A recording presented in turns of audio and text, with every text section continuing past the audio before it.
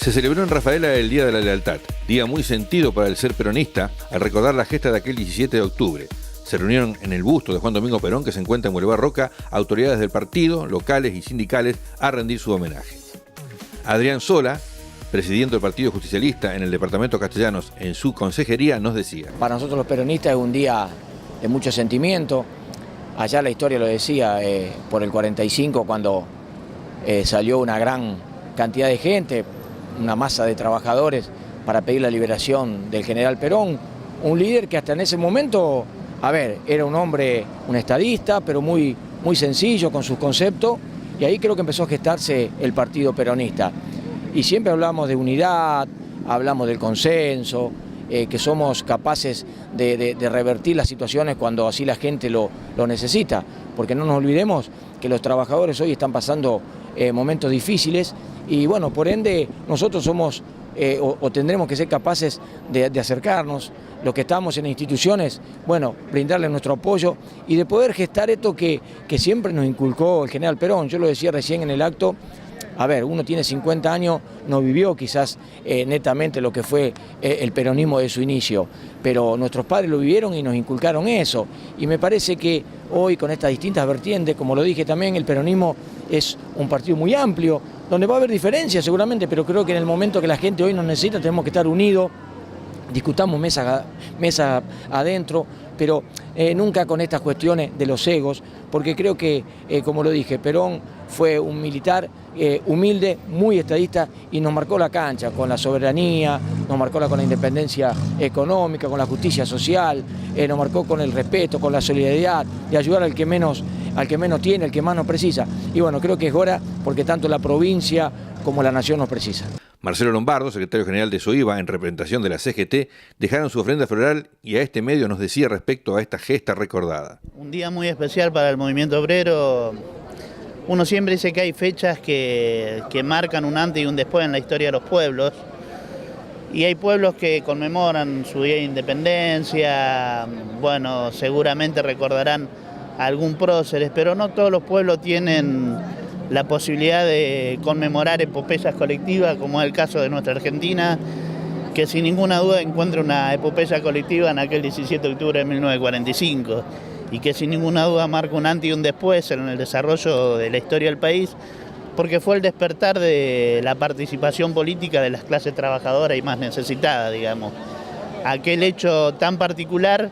hizo que a partir de ahí el trabajador empiece a tener un protagonismo e intente ser forjador de su propio destino. Y por eso quienes participamos en el movimiento obrero organizado, cada 17 de octubre es una fecha de vital y real importancia y que siempre tratamos de rescatar y de recordar. Y siempre en cada 17 de octubre uno trata de, darle traslado al valor que tiene con la realidad que vivimos. Y la verdad que estamos viviendo un momento de confusión, de muchas dificultades, donde todos tenemos la intención de pregonar por una unidad del movimiento peronista en procura de poder ser una alternativa de gobierno que cambie la realidad que estamos viviendo,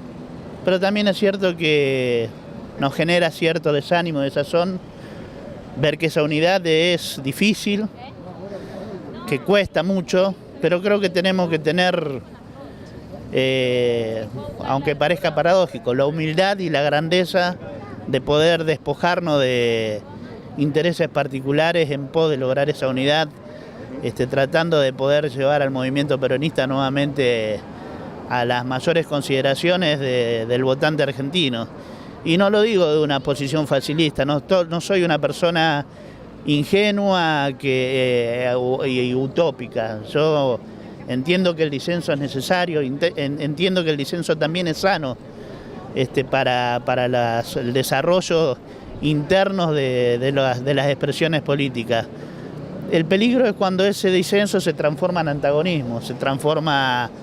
en una especie de posiciones irreconciliables